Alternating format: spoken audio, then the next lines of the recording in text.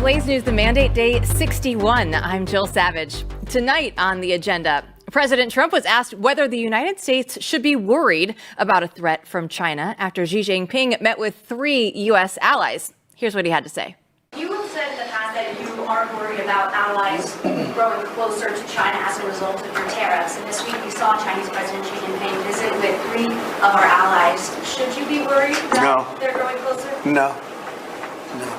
Will you pick up the phone? Nobody can compete with us. Nobody. You said they have a good relationship with President Xi. Why not pick up the phone and call him and make a deal? Oh, we're going to make a deal. We'll have a deal. I think we're going to make a very good deal with China. Do you plan to reach out to him and call him? I think that you will see we'll make a very good deal with China. Mr. President. A bombshell report reveals that Kilmar Garcia was detained in a traffic stop in December of 2022 and was suspected of human trafficking. But the Tennessee Highway Patrol released him at the request of the FBI. Now, this contradicts the mainstream media's narrative that Garcia is an innocent Maryland father. Meanwhile, House Democrats are organizing a delegation to go to El Salvador over Garcia's deportation. Watch. You know, there's a lot of places in the United States that would like to see an official delegation of Democrat congressional members like their own districts. Cities like Los Angeles and Detroit still, certainly Baltimore, the nature of what's happening in New York. My goodness, San Francisco still. These are people who've abandoned their own neighborhoods, their own districts to policies that destroy lives every day. Stats show that most Americans are probably not on the Democrat side here. CNN reported that the majority of Americans support deporting illegal aliens.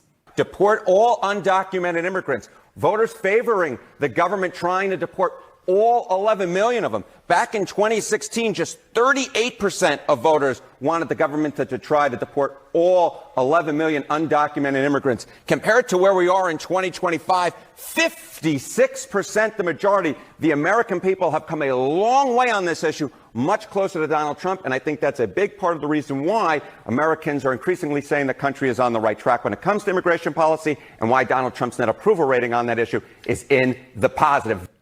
And the Trump administration is planning to install floating buoy barriers in the Rio Grande to further clamp down on illegal immigration. You may remember that a few years ago, Texas Governor Greg Abbott installed the state's own buoys, but the DOJ under Joe Biden sued Texas over an alleged violation of federal law. Trump's DOJ is expected to drop the case against Texas. Trump's trade agenda could even be impacted by illegal immigration. Secretary of Transportation, Sean Duffy, is in the process of finalizing $1 million grant for high-tech port of entry to help keep out human traffickers. We want to have traffic between the U.S. and Canada. We want more roadway, more pathways for that trade, but we need more technology, because those trucks that come across the border, those are the ones that truly are moving drugs and are the ones that are human traffickers. And so, again, having this advanced facility is critical. This morning, President Trump criticized Federal Reserve Chairman Jerome Powell for failing to lower interest rates. On Truth Social, he wrote, "Powell's termination cannot come fast enough." Here's Trump doubling down on that at the White House. Oh, he'll leave. If I ask him to, he'll be out of there. But I don't think he's doing the job. He's too late, always too late, a little slow, and I'm not happy with him. I let him know it, and if I want him out, he'll be out of there real fast, believe me. The American military continues to shed its DEI policies. They put out another ad disavowing the claim that diversity is our strength. One of the dumbest phrases in military history. Our diversity is our strength. Our shared purpose is our strength. We are one DoD community committed to the same mission. We are American warriors.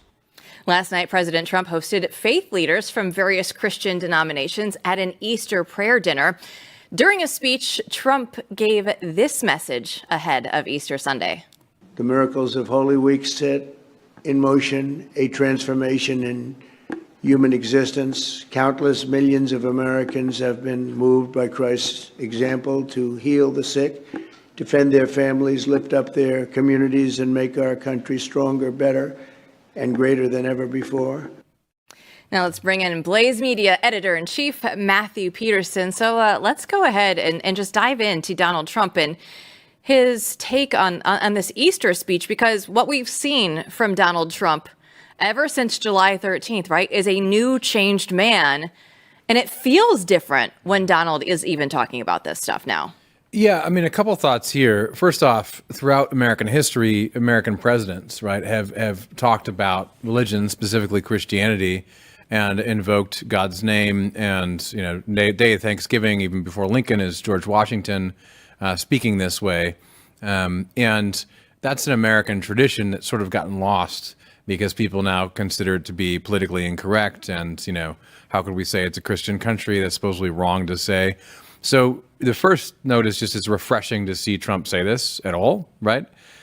He's actually echoing the American founders and returning back to sort of rhetorical presidency that is traditional in America. I think that's important. But the other thing is, as you mentioned, his personal trajectory seems to be on a journey. And, you know, it's easy for critics to make fun of that, but I think it's very, very real since the assassination. Absolutely. Well, I love that our military is on a journey away from DEI. And I love that Pete Hegseth is just like, this is the dumbest thing that I've ever heard. Yeah, well, look, this is what we voted for. I mean, this is something that is vital to national security. The most dangerous place to have DEI is in the Defense Department. Of course, as we know, that's what's been happening for a long time. It really is horrendous. If you know anyone in the military, you know that in many parts of the military, this is really, really damaging. So everything that he can do to just absolutely get rid of it is essential. And it looks like that's happening. And that's a great thing. And you know that illegal immigration is not going the leftist way when even CNN is posting the numbers of, oh, man, people seem to be on Donald Trump's side. And it's not just a low number. It's up to 56% of people are backing the president on this. Yeah, this is another really, really important point. OK, this is vital. Everyone, I mean, just remember this, internalize it. A lot of our audience already has. But the point here is unpopular stuff that you think is unpopular that scares people, you can make popular. Right. I mean, if you had polled people on mass deportation, you know, 4 years ago, people would say, are you nuts? That's crazy. That's not something you can do. That will never poll. That will never work. Any consultant who, you know, makes all the money and wears the fancy shoes in D.C. would be like, you cannot do that. That's insane. You're a radical. This is extreme. And why is that wrong? It's wrong because winning breeds success. And you can actually change people's mind by winning and simply doing the thing that ought to be done. Well, we're going to go to D.C. and look at Chris Bedford's fancy shoes. He's going to expose the mainstream media's ludicrous attacks on RFK Jr.'s autism probe. Just ahead.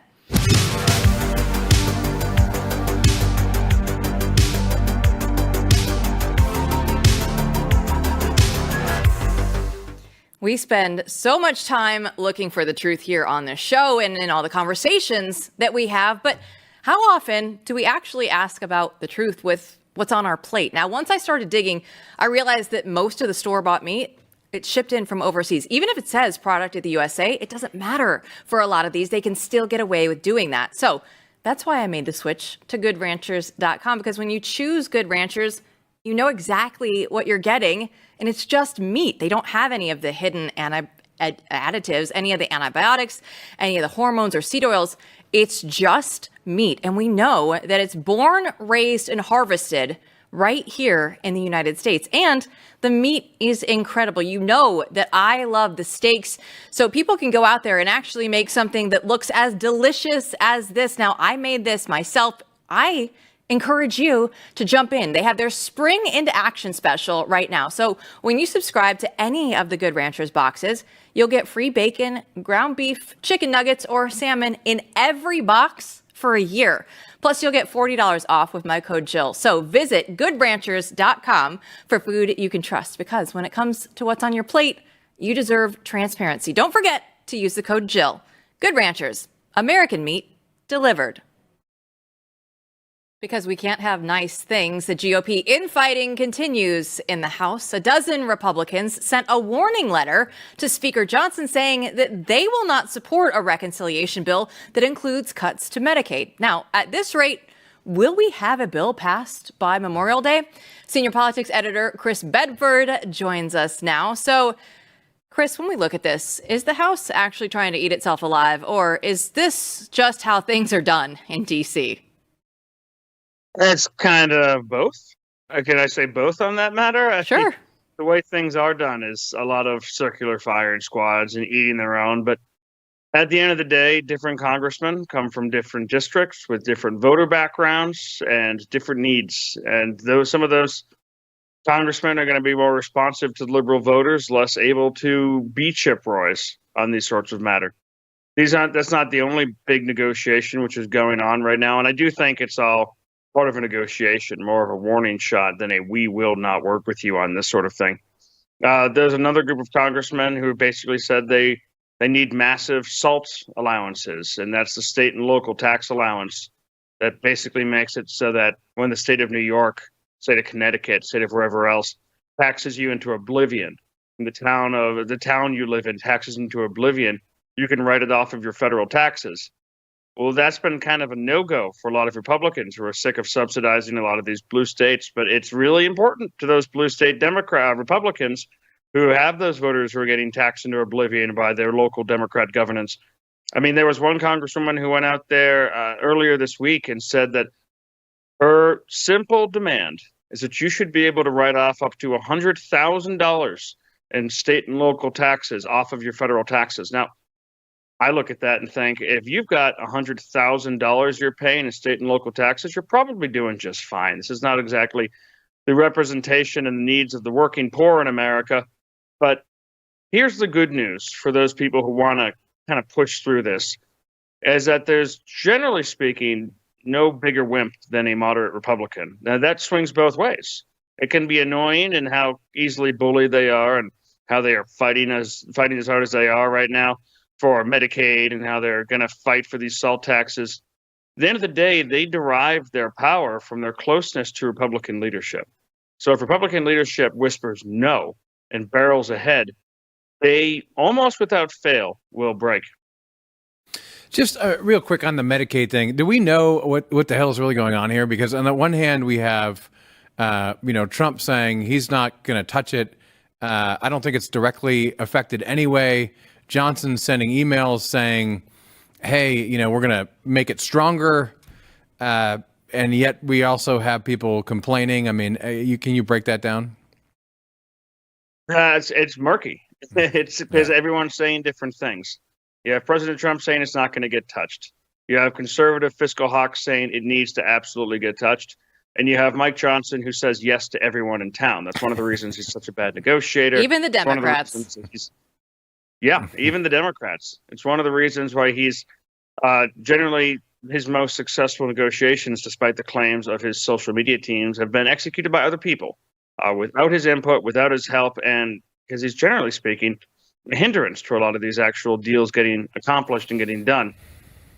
The way I've been able to piece it together, because again, it's still all behind closed doors negotiations, is what they are looking at is where the fraud is rampant, where there are abuses of the Medicaid system, where this is something the federal government ought to make more efficient, bring some of that government efficiency to bear. And even that alone can be too much for some of these Republicans who basically have to maintain Democratic concerns when it comes to programs like this. Well, I opened up the old X account this morning and I saw Axios had a piece that they put out that said that people with autism seek dignity where RFK seeks a cure. Now, I saw Chris Bedford, you right here, you responded and said if a Trump appointee healed the blind, they would try to stone him. So I immediately liked it, of course, naturally, as this is the kind of content that I'm here for, Chris. But what's your take on this latest argument against RFK Jr.? Well, you click on the author's profile. She graduated like 2 years from journalism school. She's got a little Salvadorian flag in her biography, although she may have some Salvadorian lineage. I'm not sure. She was part of an Hispanic club in college, I suppose. She's got her pronouns in her biography.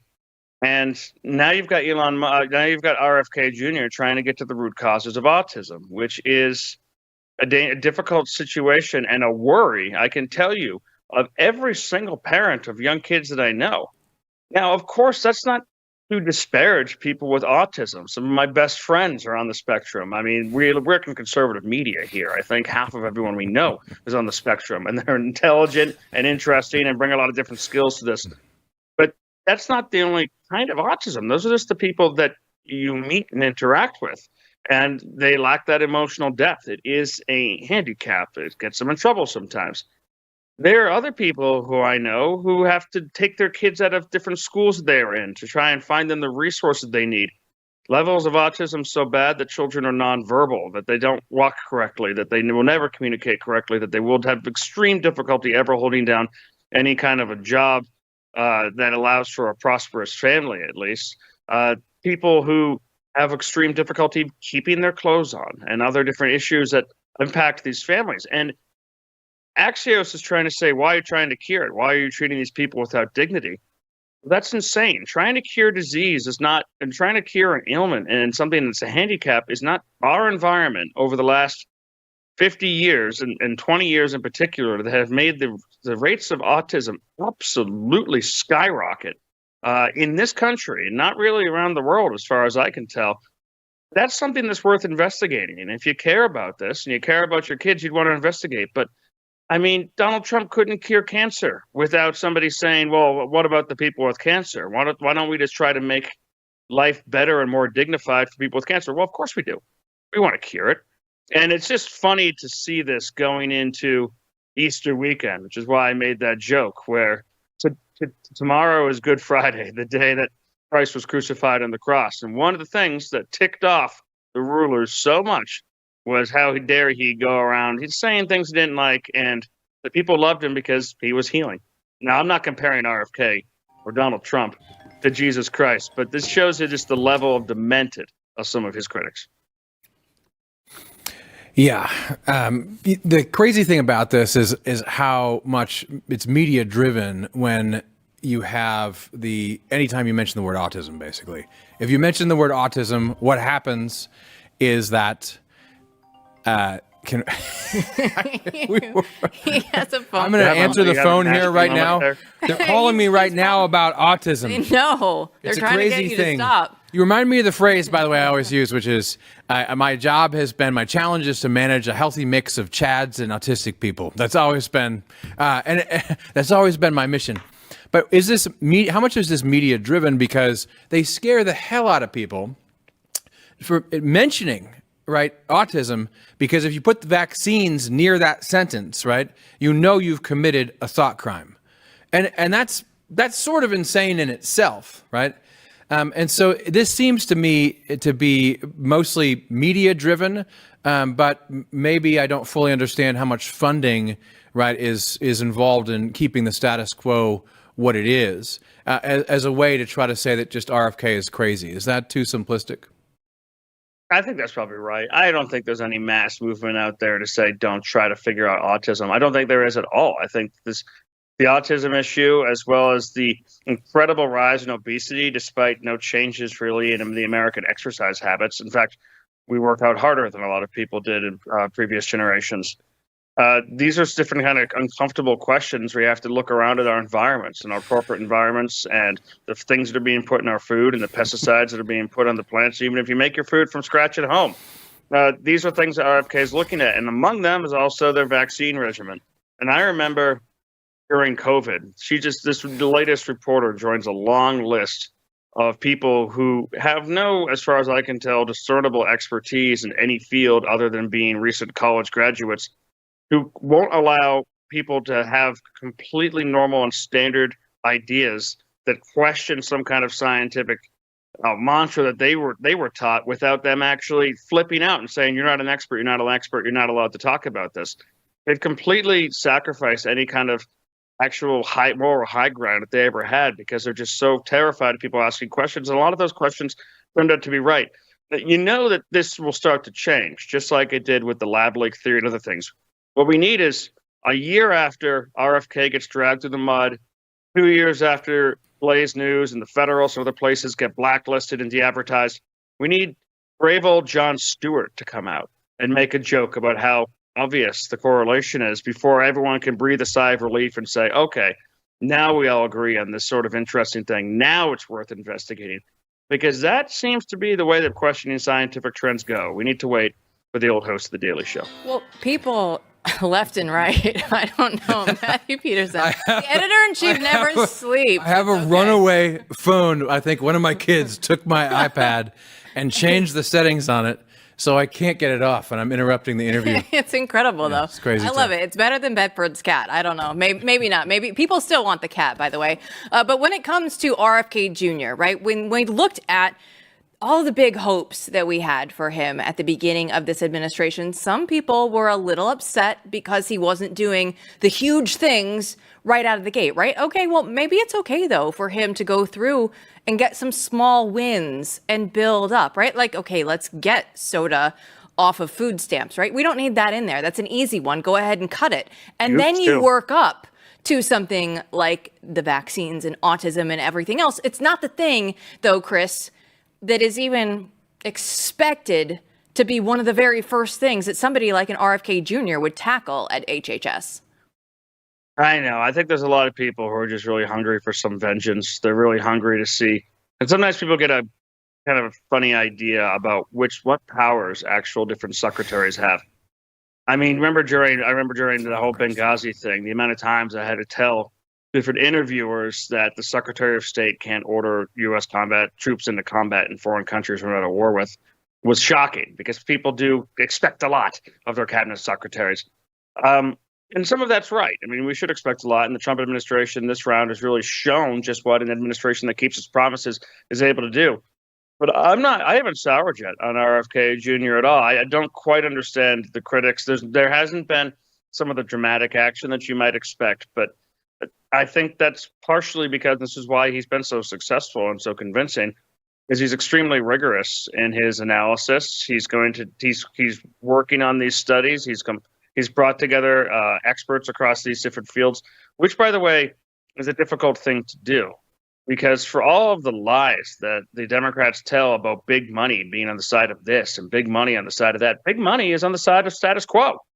And the status quo is don't question the science. The status quo is global warming is real and it's going to kill us unless we destroy our industry and outsource it all to China.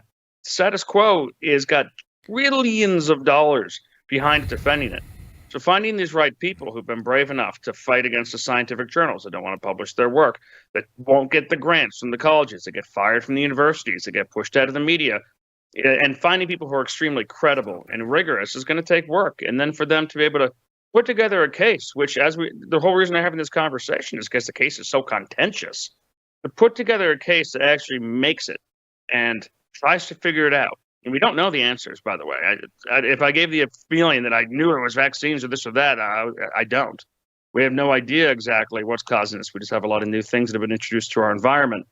So you got to be careful with this stuff. And listen, at the end of a couple of years, when RFK leaves office, he may have not accomplished any of the things that he had hoped to against a bureaucratic juggernaut. But I don't think there's any reason yet, just in the first springtime of the second administration, to doubt that something will get done. Well, on that note, with the administration and the cabinet level people there, we're so early into this Trump administration. How do you go through and view this? Now that the newness has kind of worn off and we're just kind of in the day-to-day now, how do you view that here? Well, it's got hiccups. I mean, the first couple months were so impressive and just barreling straight ahead. And some of the different weak spots, whether it's in media coordination or in your ability to move quickly on corruption in the FBI, have been exposed. And the trade war back and forth and the lack of really clear and concise messaging have been concerning. But the first 100 days of this administration are still the most wild and effective administration in my entire life. The one most effective administration I could think of since Franklin Delano Roosevelt's first 100 days in office. The incredible things that this president has actually been able to pull off and his team have pulled off. And the great thing that exists in this second term that didn't exist in the first term.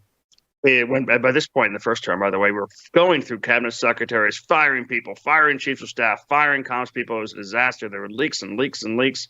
Is that this time, all of the fundamentals are there. The team seems to be aligned. Even Republicans who a couple of years ago wouldn't be caught dead working for this administration seem to be at least mouthing all the right things and in agreement. They're excited. They're on the winning side. And now they're willing to fight for it. They realize that the American people back them. They're willing to go for it. And the Republican opposition and Democrat opposition is in complete and total disarray. So this, I would say it is a resounding success. But of course, after that initial honeymoon period, you start to notice some things about people, even those people you love dearly. Well, Matthew Peterson's iPad is in complete and total disarray. We'll get that under wraps here in the break. But Bedford, always good to see you. It's great to see you. And Matt, I can't hear a thing. And I'm hopeful you can't hear my poor baby who is screaming for my attention in the next room, at least not too loudly. No, not at all. Bedford, we'll catch you tomorrow. Take care of that baby, all right? I will. See you then. All right, we'll see you then. Our next guest will explain why leftists hate the MAGA movement. Coming up.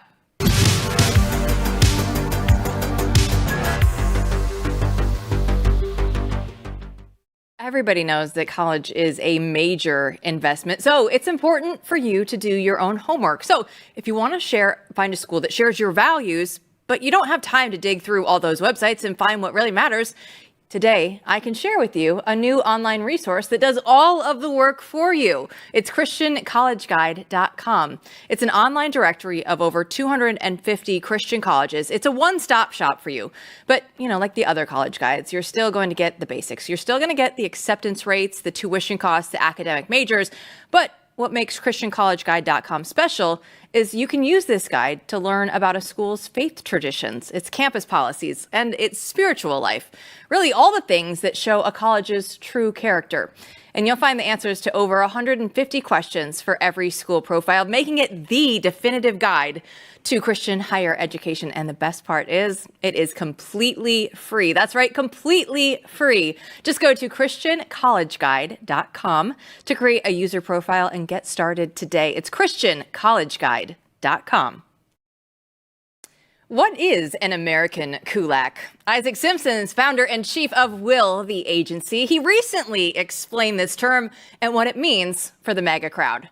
So in the Soviet era, the communists really hated this group called the Kulaks, which was this entrepreneurial middle class.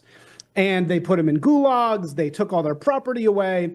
And I think there's a lot of parallels to the MAGA movement in the sense that the MAGA people, they're not black, they're not white, they're not any one religion, they're not any one race, but the thing they have in common is they're kind of American kulaks. They're entrepreneurial, they're self-starters, they've got hustle. Well, Isaac makes his return to the show. He's here to break it all down for us. So thanks once again for the time, Isaac. So how are the MAGA people similar to the Soviet-era kulaks? Yeah, so what happened during that era was when the communists rose after the Russian Revolution, they decided that their number one enemy is what you would call the entrepreneurial class of Russia, which were called the kulaks. And these were peasants who had figured out a way to make their own way. They'd figured out how to get their own land, make their own businesses, create their own wealth. And the rise of the communists saw them become sort of the number one class enemy of the main party. And ultimately, the kulaks were sent to gulags and had their land taken. And that was all because they were a threat to the sort of managerial singularity of the state, of the solo communist state. And so I think, who is Trump? Trump is a businessman, first and foremost. And I think going to AmFest and having gone to some of his rallies, if I could say that there's any one thing that unifies his followers, it's people who are self-starting. They're hustlers. They're not in a negative connotation, but in a good connotation. They're American in the sense that they are people who want to build their own dreams. They want to build their own businesses, their own lives, their own works in the way that they see fit. And I think that Trump really resonates with that group of people, which is sort of distinctly American. And the parallel I'm drawing is just between sort of the resentment of that group of self-starting people, both today and in the communist era. Yeah, and I mean, this was so apparent during the Biden administration. No, I mean, during that time, they just went after this group of people. They wanted to destroy every upper middle class neighborhood. I mean, these insane policies to actually just come in wherever you were in small town or medium sized city America and go after this class of people. But this article, we should say, or this conversation really all comes from an article in a publication called Frontier that Blaze Media puts out, that we've been working proudly at for a while, and Isaac's has been writing for. And he was sent to AmFest, Charlie Kirk's conference. We all were. If you've been watching the show for a while, you know Jill and I were there. Isaac was there, though, doing some poking around and some research on, what this new right thing looks like, because this was right after Trump won. So, going from that conference on, in your experiences since being there, what do you think the mood is now? I mean, because obviously Trump is in place, and, how are things going to go for the American Kulaks now, and what are they thinking and feeling? Well, they're going from a situation in which they're sort of the heckler vote. They're kind of the people who are articulating complaints with the establishment. And it's funny because both the communists and the American Kulaks are red, meaning that color tends to symbolize the party that is not in power, but is criticizing the party that is in power. And actually, if you look at the conservative movement in America, it used to be blue and then it became red the less power it got over time, which is a big theme of this article that you're talking about.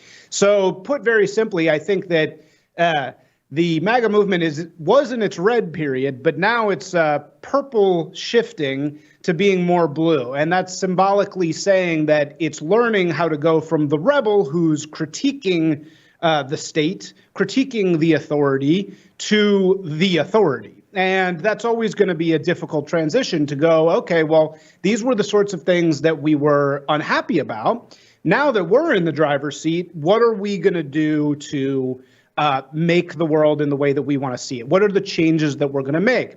And so I think it's about that group finding the story that it's going to tell as an authority, not necessarily as an outsider. Well, isn't it ironic that under the Biden administration, the phrase that was used was "build back better," and yet they were tearing down things left and right and not actually building anything. So how do you see that change now under the Trump administration? And just the fact that Donald Trump and J.D. Vance articulated this very well on the campaign trail as well, just the American dream is alive once again. It's okay to have a positive outlook for America. That's really the perfect follow-up question and really good question. And I think that, yeah, you're totally right. It's like build back better. What were they building? They weren't building anything. They were, tearing everything down. But what was the story that the left told so well for so long? I think they were in power for so long because they told this story about individual freedom. Everything came back to you being able to do whatever you want. And that was the positive story, the positive theme that they just hammered all over and over and over again. Well, what business is it of yours if this person wants to make this decision for themselves? And that the reason that story worked is because it's compelling. People all can relate to that story.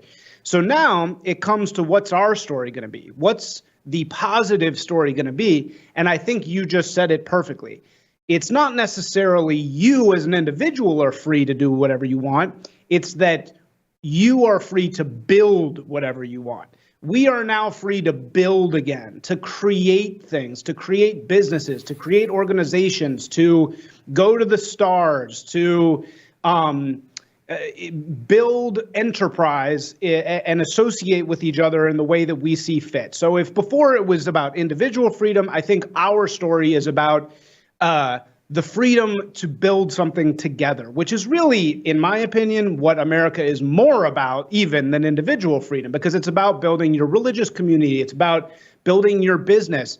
There's a great Calvin Coolidge quote that the business of America is business. I think that if we really look at what makes us extraordinary as a people, who are our most famous figures? They're rarely philosophers. They're moguls. They're entrepreneurs. They're Steve Jobs, Disney.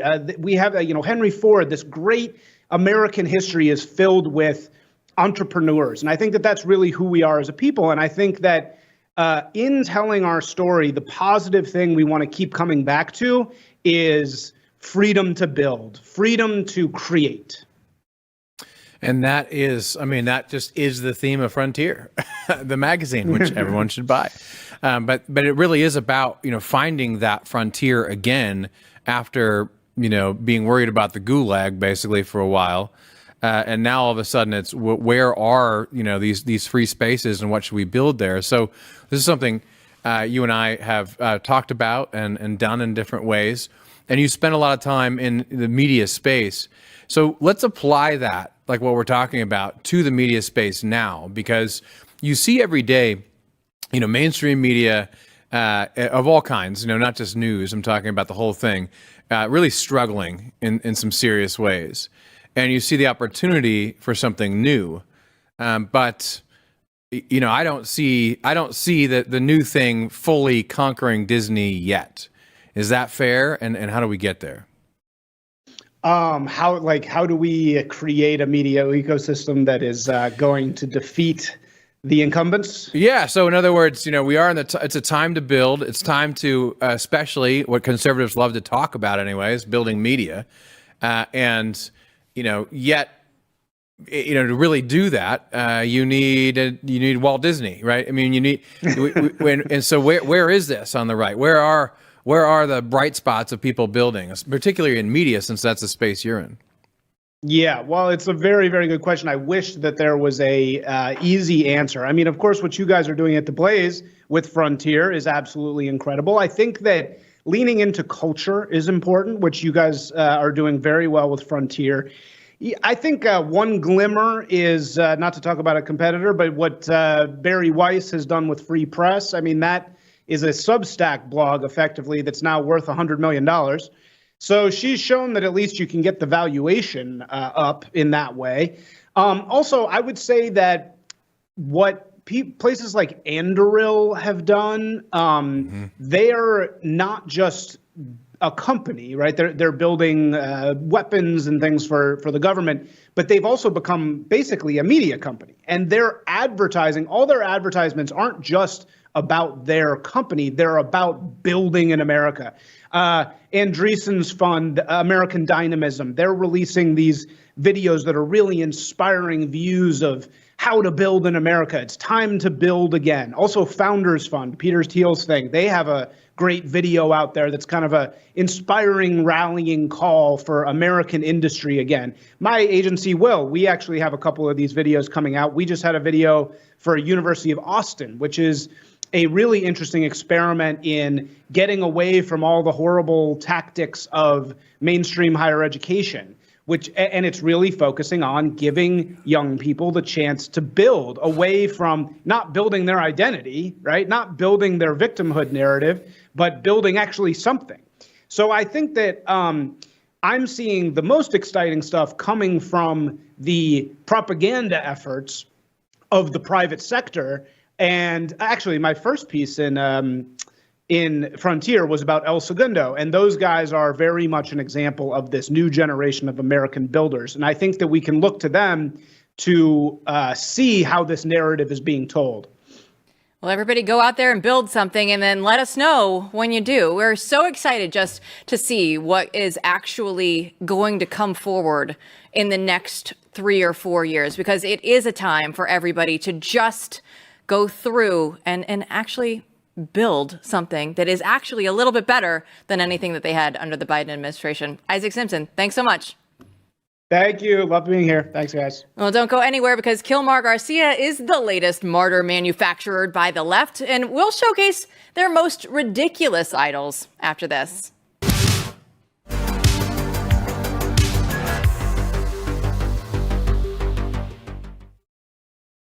I have come to understand what Donald Trump, what pops into his head and he says, he's going to carry it out. Once again, he talked about the tariffs. He talked about, he's going to deport people. And this whole thing with Mr. Rio Garcia, it's that old wisdom and terrifying is if you're not speaking up for this man, there will be no one left to speak up for you. Well, that was completely outrageous when we saw that this morning. So that naturally had to be part of the question that we asked you on X, which is, what is the most outlandish Democrat martyr that you could think of? And here are some of the best responses that we have. Let's start with dangerous thoughts. There can only be one from the Senate. Cory Booker, a.k.a. Senator Spartacus. There are many others parts of the party, but Spartacus stands out as he wants to.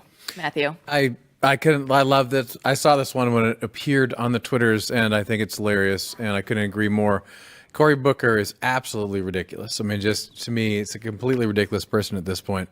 And calling him Senator Spartacus is a nice touch. Back in my sports days, he would come out to Stanford football games, and I would see him there at practice the days before the game, and it was not anything that I was like warm and fuzzy about. Let's just put it that way. Let's go ahead and move on to Jim. He replies with Luigi Mangione. They're cheering on a guy who blew someone's head off right out in the open. Taylor Lorenz was fawning all over him. They're truly the party of murderers, rapists, and pedophiles, and that should be on their official charter at this point. Jim has a pretty good point there. Well, I mean, what's astounding is they're leaning into it, right? They keep on leaning into this. They say, no, we actually support the guy who's a wife beater, maybe trafficking people and also a gang member. They keep on doing that. And so he's got a point, and they're hanging themselves at this point. Don rounds it out for the day. He keeps it short and simple. He says transgender women, i.e. males, and women's sports. And you just look at this one, and this one is all over. And thankfully, people have been standing up against this, and the tide is definitely turning. Yeah, I mean, the tide has been turning. It's an 80-20 issue, as everyone likes to say now, after our friends like Terry Schilling and many others worked hard over the last few years to turn against this madness. But it's not over in terms of the Democratic Party. You have to pledge fealty to the movement. That's the deal. And until you had, say, California, think about a state like that, until you have, say, some of the Southern California Hispanic contingent, it's a lot of interesting politicians in the Democratic Party coming out of Southern California. A lot of those people privately don't believe any of this stuff. But until one of them says, no, I'm not going to kiss the ring up in Sacramento, right? Then doesn't matter. And so right now they're still tyrannically ruling the Democratic Party and a lot of America. Well, the leftists, even at CNN, they're not willing to give up on Kilmar Garcia and the illegals just yet. Take a look. He should be deported. But respectfully, sir, Michael, we can't make it about Kilmar. Like, that's just one person. That's the case we're talking about. That is, but I guess if we look at the macro and not the micro, and just look at the process of this, because he's not the only person there. There were they indiscriminately rounded up people and deported them. We also saw in the news this week, maybe it was last week, it's been a long year this week, but the Massachusetts attorney who got the letter saying that you have 7 days to leave the country. This administration has already proven that there are flaws in this system, and they are randomly deporting people without due process. That's not specific to him. That should be specific to all of us. I mean, how long will we have to deal with this? That's what I wonder. How long will we have to hear this? Because what has happened, as I said earlier, is that public opinion has shifted. And it shifted because of the winning. It shifted because people with spines in the Republican Party said, enough. We are going to mass deport. I remember the first time that phrase started to be used, and I adopted it immediately because it's what makes sense. I mean, mass deportations is what's needed simply to solve the problem. It was laughed at, though. This was something that was considered extreme, and CNN would get a lot of mileage out of it. If you said to almost anyone in the consultant class 2 years ago, what would happen if Donald Trump wins office again and tries to mass deport tens of millions of people? They would laugh in your face, and they would say, we will make that so unpopular because every station will show pitiful stories of, really sad stories of the cases right on the edge that, of course, you're always going to have a few of them, and they're going to play them up, and all NPR is going to, they're all going to sing in the same choir, And it's going to be very, very unpopular. Instead, people are turning CNN off and saying, no, we do want mass deportations, which is why, as Jill showed us earlier, CNN has to report that 56% of the people are for it. So this is something where you actually did have a battle, a cultural battle, a political battle, and one side, they were arm wrestling on one side, just definitively won. And I wonder how long they're going to keep on with this, because I don't think it's going to work. I would love to be in the CNN newsroom on days like yesterday and today, because on one hand, they had to go play Donald Trump's approval rating is now 56%. And on the other hand, they're like, well, we can't make this about one illegal, right? There's so many great illegals out there that we need to go through and support this community. No, we don't. Right? This is what we're saying. We've had enough of this at this point in time.